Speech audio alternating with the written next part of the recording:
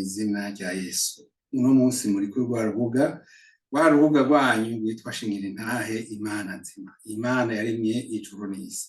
Iyo tuvuze Imana Nzima tuvuga Imana irema, Imana rurema, tuvuga Imana yatwiyeretse muri Yesu Kristo.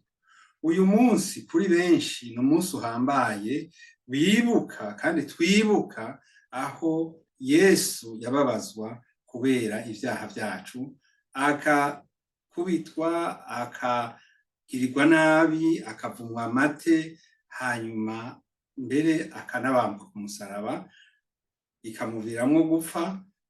Apfuye murazi ko yamaze iminsi 3 hanyuma akazuka. Ubu turiko turabivuga Yesu ni muzima. Ubu turiko tuvuga ibi nukuvyibutsa, nukuvyibukiriza, kuko Yesu ubu ari mu mwiteguro ahubwo wo kugaruka kutujana. Ashobora no kuza uyu munsi canke akaza ejo canke akaza ikindi gihe, kuko iryo ryabaye ibanga ry'Imana. Nta muntu n'umwe azi umunsi n'isaha. Ndafise umugenzi wanje yamambwira ngo urabona ngo ibi byarabaye, ego nivyo, ibi ntibiraba, ibi navyo ntibiraba. Nukuvuga turacafise nk'imwanya nk'imyaka kanaka. Iyoya, ivyo bintu sivyo na gatoyi. Yesu Kristo ashobora kugaruka gutora ishengero ryiwe uyu munsi. Urutonde benshi ntibaruzi. Nukuvuga yuko Yesu niyaza ubwa mbere ntazoshika ku rusi, azoza abapfuye ubwa mbere bapfira mu mwami nibo bazobanza kuduga bakamusanga mu gicu. Abandi bazoba bari muri Kristo bahagaze neza, abo nabo bazoduzwa basanganire umwami mu gicu. Ivyo rero nivyo tuzoganira mu minsi izoza. Uyu munsi nsa n'uwabaye nk'uwacerewe gatoye, kubera ko sinakurikije ibindi biganiro inyuma yaho ndababwiriye ingena Yesu yinjiye mu rushengero i Yerusalemu, yinjiye muri Yerusalemu nk'umwami, bakamuhimbaza, bakamuririmbira, bakamuvyinira, hanyuma bakamusasira n'ibitenge barabivuze. Hanyuma ariko muri iyo minsi nyene bagaca barondera kumwica. Ego abantu bamugwanije n'abantu bo mu migwi ibiri cane cane, n'abantu b'abanyedini. Abandi nabo bari abanyabutegetsi, abatware bari bayoboye ico gihugu barimo. Nuko rero nico tugira tuganire ko gatoya. Imbere yuko tubandanya, reka tubanze dusenge. Mana uhoraho, Mana y'icubahiro, turagushimiye kuko wewe uri Imana nzima, Imana yaremye ijuru n'isi. Uyu munsi turawushitseko utwibutsa ibihe vya Pasika. Pasika yatangwe guhimbazwa igihe wakura ubwoko bwawe muri Egiputa, mu Misiri. Bantu abisirayeli bagafata urugendo bari kumwe na Musa, rubasubiza mu gihugu bari baremerewe, arico gihugu ca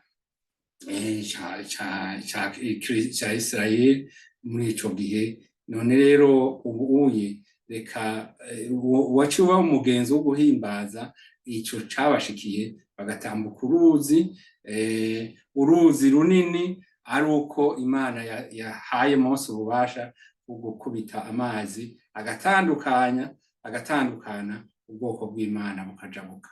N'ubu mu rugendo turimo dusa n'abarimo n'abafise imbere uruzi. Ubwo ruzi rero tugiye gutambuka n'urupfu. Ubwo rero nago umwami Yesu uno munsi nico duhimbaza, kuko yaritanze kugira ngo tujabuke ubwo rupfu. Urakoze Mana. Savye ngo aba bose bariko baravyumviriza, Mana nabo bahezagirwe, umwe wese ntihagire ugenda uko yaje, ariko bose bahabonera umugisha wawe, bumve ijambo ubwira abantu bawe. Urakoze Mana uhoraho, ishimwe n'icubahiro vyawe, ni mw'izina ry'umwami wacu Yesu Kristo, amen. Uno munsi rero nifatanije na bene data bo muri misiyoni yaturungitse, misiyoni ya Gishiha. twarumvise ko hari umwe mu bakorera Imana yitavye Imana, ego mbere giturumbuka, si byinshi namenye mugabo naravyumvise. None rero twifatanije n'ishengero kandi n'umuryango wabuze, egome inta yanje umuhisi nayo nyene ndayifise nkiri umwana mutoyi. Hari igihe nari mfise amagara yankitse cane, nkama mu ngendo zigoye kandi ari ngoye gutwara kubera nagenda n'amabekiye n'iki. Rero uwo mutama yarigeze kunyunguruza kandi Imana ndibaza ko mu vyo yamwandikiye n'ivyo yabimwandikiye.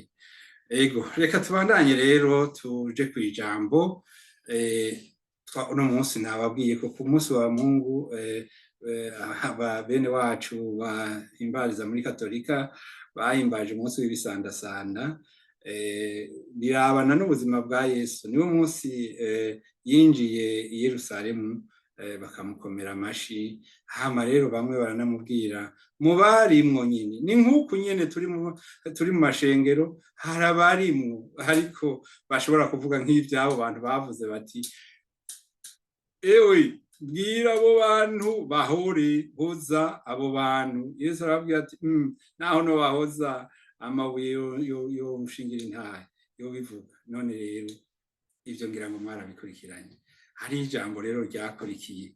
Yesu yaciye ava aho hantu aragenda muri muri sinagogi, asanga bariko barahacururiza. Aca arafata, arakubita, arasanzaza. Hariho abantu banabicafye bafise ibicapo vyinshi.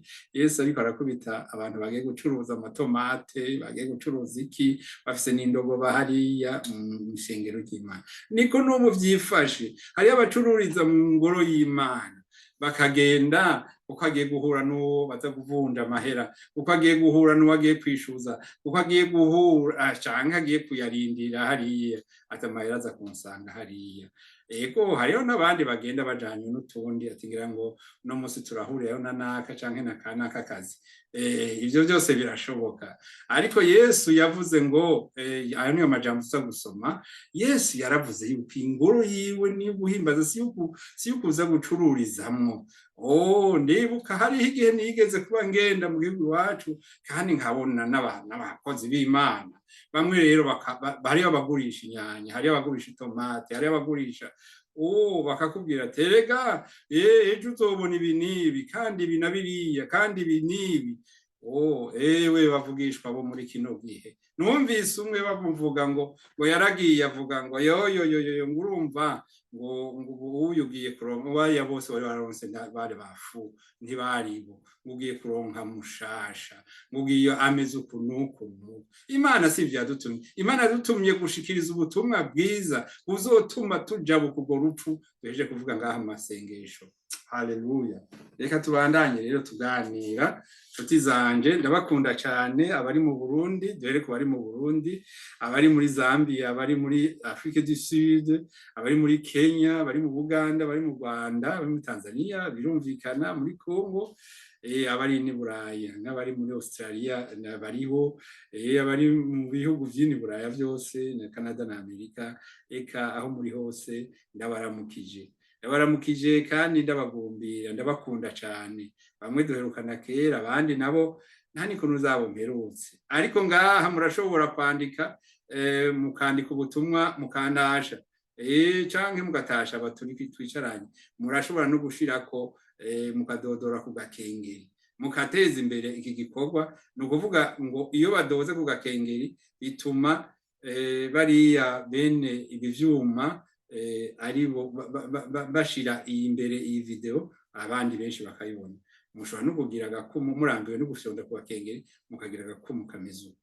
Ego nivyo bita ngo like no gushima, ego nk'utulike. Ego nuko rero ndeka tubandanye kwijambo twariko nababwiye mu kanya ngo abatware baguma barondera, abatware n'abanyedini baguma barondera ingene abica Yesu, bakabura ingene babigenza.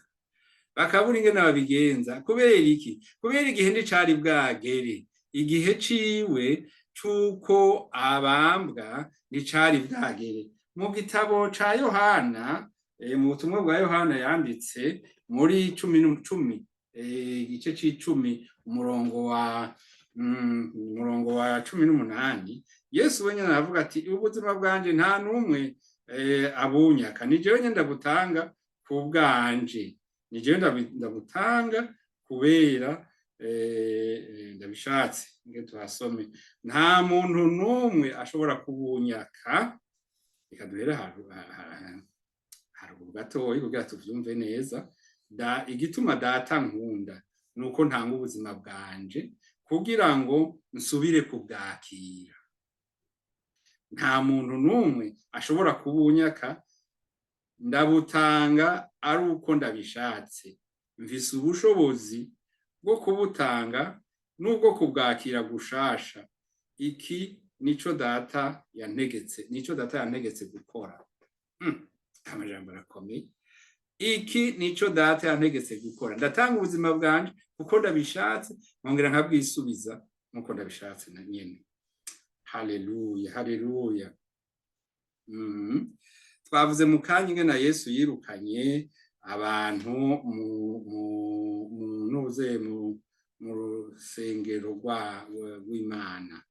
Naho reka tuhasome kuko ni vyiza ko tugira ibintu tuhagazeko kandi bifise aho bifatiye. Egome, reka dusome kuri 19 guhera ku gice ca 22, hanyuma dusoma aya majambo ariho. Havuga ati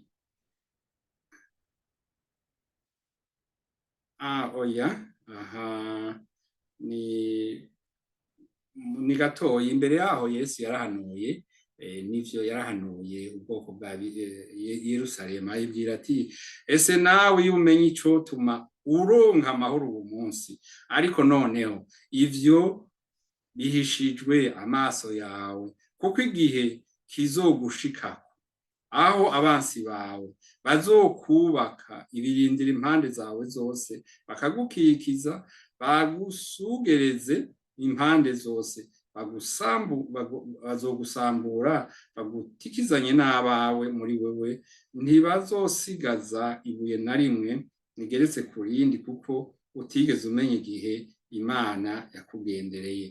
Aha rero hari benshi bakunda kwibaza ngo ibi nibizoba canke ibi vyarabaye. Benshi hariho abavuga ko ibi bintu ivyabaye mu mwaka wa 70 Yesu amaze kuva mu isi, vyabaye agahomera bunwa. Twibaza yuko igihe batangwa guharura imyaka 70, ivyo bintu vyabaye vyari agahomera bunwa. Benshi rero baharura ko ari ico gihe cabaye ishengero, abantu bagatikira muri Yerusalemu, mbere hakaba n'ico bokwita exode massif, abantu barahavuye barahunga kubera ubuzima bwaho bwasa n'ubutagishobotse kuri bo. Ego, none reka tubandanye. Bewe na wewe umenye ko uyu mwanya uronse kumbure niwo kumenya ko wagenderewe, ariko Abisirayeli ntibabimenye, kandi byarababereye, byarabazimvye cyane, kandi n'ubu bikibazimvye. Haleluya. Reka tubandanye rero. Niko ndababwira ngo Yesu yinjiye mu rusengero acatangura kwirukana abariko bararudandarizamo, ababwira ati handitswe ngo inzu yanje izobe yo gusengeramo, ariko mweho mwayihinduye ubwihisho bw'ibisuma. Inzu yanje mwayihinduye ubwihisho bw'ibisuma. Ese mvuze ngo mwishengero hari ibisuma gusa? Hariho abana b'Imana benshi imbere, ariko umutima wawe ico ukubwira ntugihagarare ko ukimenye neza. Abaswahili bakunda kuvuga ngo roho yako témoin. Ego, ayo majambo turayazi avugwa. None rero umwe wese niwe yimenya nk'uko Pawulo yabivuga. Ego, noneho rero Yesu nababwiye ko Yesu aho yarinze agera aho yicwa baramwigenjeje ko gose. Mama baramubwira ngo mbega wewe ntutanga ikori canke ubivuze ko iki vyo gutanga ikori ati nzanira iryo hera turabe ingene bisa abonye hari kwifoto ngo ry'umwami yatwara ico gihe ati none nimuhe uwo Kayizari ivyiwe kuko aya mahera ni gwiwe yanditse kuye none hanyuma baramuza ko bati mbega umuntu yarongoye agapfa umugore agasigara agacurwa n'uwundi uwo agapfa agacurwa n'uwundi none mwijuru azoba uwande ivyo byose kwari kugira ngo bamutege imitego Yesu baruhe bamuteyo bamugurishe apfe rero Yesu yagiye abishura muri ico gihe nkuko ijambo rivuga ngo iminsi yose Yesu yama yigishiriza mu rusengero ariko abakuru n'abaherezi abigisha b'ivyagezwe n'abatware b'abayuda baho bose bagumye barondera ukuntu bomwica ariko ntibaronka aho bamuca kuko bose bakunda cyane abantu bose bakunda cyane kumwumviriza inyigisho ziwe kumviriza inyigisho ziwe Yesu ariko harageze igihe arafatwa murabizi arakubitwa aricwa kubera ko igihe cari kigeze igihe c'uko ivyo bishika cari kigeze ariko reka dusome amajambo erega ngo baramubaje ati mbega wewe ububasha bwawe bukura hehe umunsi umwe Yesu yariko arigisha abantu mu rusengero ababwira umuntu ubutumwa bwiza maze abakuru n'abaherezi abigisha b'ivyagezwe n'abakuru b'abayuda baza ahari baramubaza bati nubuhe bubasha butuma ukora ivyo ninde yabuguhaye arabishura ati reka nanje ndababaze nimumbarire mbega umubatizo wa Yohana wavuye ku Mana yo mwijuru canke ku bantu ico kibazo carababereye ingorane ntibashoboye kuyishura nawe Yesu ntibashoboye kumwishura kuko barabona ati nitwishira uku abantu baradufata nabi canke twishuka natwe twitwa abapagani bibugesera Yesu nawe arababwira ati nanje sindababwira aho bubasha gutuma nkora ibi bupfa niho mbere yaciye abacira n'umugani w'umuntu yari afise indimo ziwe zimuzabibu hanyuma agatuma abakozi ba mbere bakabirukana bakabafata nabi mu bakozi yari yatumye agatuma umuserukira bakamwirukana wa kabiri mu nyuma akarungika umwana wiwe bakamwica noneho bati niwe Samurago ivyo rero ngo vyarabateye agashavu baramenye ivyo ariko aravuga baca noneho bafata ingingo nyabuna zo kugira ngo barondere ingene bomwica uno munsi abantu bose barazi yuko uwo Yesu yapfuye yishwe ariko bama bibaza ngo ni kuki habonetse umugurisha mbega ko bari abategetsi bari bakeneye guca ku wundi muntu kubera iki reka tusome aya majambo Yuda agurisha Yesu umunsi mukuru w'imikate itari mu mwambiro ari wo munsi wa Pasika wegereje abakuru b'abaherezi n'abigisha b'ivyagezwe barondera akaryo ko kwica Yesu ariko batinya abantu nuko Satani yinjira muri Yuda Isikariyote umwe muri bamwe 12 nawe acaja kumvikana n'abakuru n'abaherezi hamwe n'abakuru b'abarinzi b'urushengero ingene yobashikiriza Yesu nabo baranezerwa cane baca bamwemerera amahera Yuda nawe aravyemera aca atangura kurondera akaryo keza ko kumubashikiriza ata abantu benshi bahari. Ivyo ntivyashitse imbere yuko Yesu afatwa.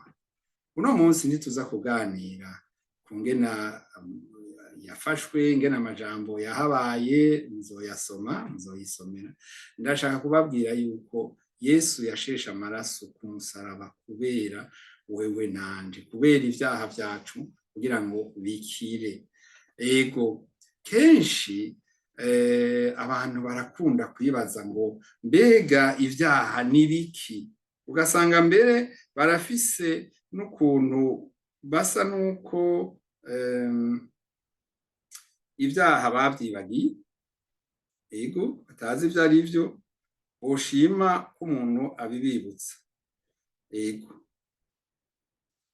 icaha ca mbere kiriho no kwihakana Imana, no kutamenya Imana, no kwihakana Yesu. Ariko reka dusome mu ijambo ryanditse mu Bikorinto, ya mbere, Abikorinto ba mbere igice ca 6 guhera ku karongo k'9 tuhasoma aya majambo natubwira ngo mbega ntimuzi ko inkozi z'ibibi zitazoragwa ubwami bw'Imana. Ntimukibeshe abihumanisha ibijanye n'ubusambanyi, abasenga ibigirwamana, abasambanyi, abagabo bihindura abagore mu bumaraya, abahuza ibitsina babisangiye, abasuma, ingunge, imborerwa, abavuga nabi n'abambuzi ntibazoragwa ubwami bw'Imana. Kandi bamwe ntibazoragwa ubwami bw'Imana. Aha muntu yovuga ngo yabivuze yabimaze. Oya, ivyaha ni vyinshi. Mwene data yigisha abapfasoni ni Madame Ansira yavuze ngo hari ivyaha 114 nyuma 100 kandi yarabisobanura bivuga ivyo vyaha. Ngubu hari nk'icaha kitavuzwemo ngaha. Abikinisha ntibavuze ko ari icaha, abaroga ntibavuze ko ari icaha. Mboneho n'akanya ko kubwira abantu ngo ukuroga ni icaha, n'ubwicanyi. Ejo bundi nabonye mu binyamakuru canke muri izi bavyita aya makuru turonka twihanira kuri WhatsApp, bariko batwereka umuntu hari ivugizo ni hakurya y'igishiha, ewe nihomva ndamuzi niwo muntu mbere n'injuti. Bavuze yuko uwo muntu yegeranije uburozi, kandi bya bindi bavuga nivyo, kuko ntari narigeze kumva abantu babivuga. Yewe sinkunda kwemera ibintu nk'ivyo, ariko nashaka kubabwira ko ukuroga ni icaha kandi kibi. Mugabo amabwiriza mbere yose y'Imana arasa, arangana, kuko bavuze ngo ntiwibe, ntibavuze ngo ntusambane, nuko kuroga n'Imana yarabibujije. Nagira ndabahamagariye rero kuvyitwararika. Reka turabe n'ayandi mabwirizwa n'ibindi bisomwa bijanye n'ivyo ivyahishuriwe Yohana kuri 21:8 atubwira ngo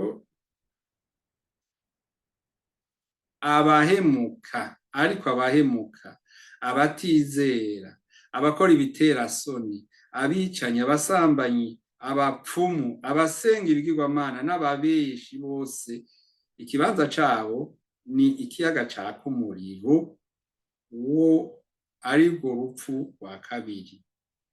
Tugiye mu gice gikurikira naho nyene turahasanga ayandi majambo atubwira neza ko kuvyerekeye abanyavyaha abariho. Hahigwa, reka duhere kuri iri jambo kumbura niryo riryoshe. hahirwa abamesura amakanzu yabo, kuko bazohabwa uburenganzira bwo kurya ku giti c'ubugingo no kwinjira mu irembo rya ca gisagara. Inyuma y'igisagara hazoba hari imbwa, abapfumu, abasambanyi, abicanyi, abasenga ibigirwamana hamwe n'abakunda kubesha bakanabikora. Nshuti yanje, no munsi nashaka ngo umenye iki giciro Yesu yatanze ku musaraba, akemera kubambwa, agapfa ku bwawe, si umukino. Ntimugifate minwe minenegwe, nimwakire, mwihane ivyaha vyanyu, kandi mwakire Yesu nk'umwami n'umukiza wanyu. Ubuye mumenye ko iki giciro yatanze, umubabaro yababaye ni ku bwacu, ni kugira ngo twebwe dukire.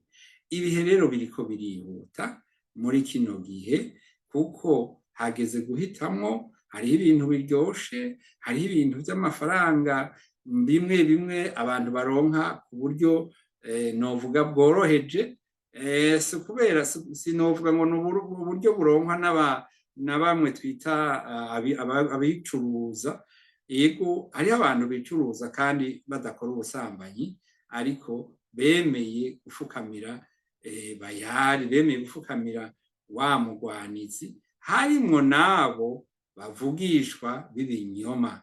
Yego, ni ukuvuga rero n'uwo wese, iwacu mu Kirundi bavuga ngo umubesha asumba umurozi. Abo bose bazojana. Yego, nuko rero nshuti zanje, nashaka ngo tuganire kuri uyu munsi.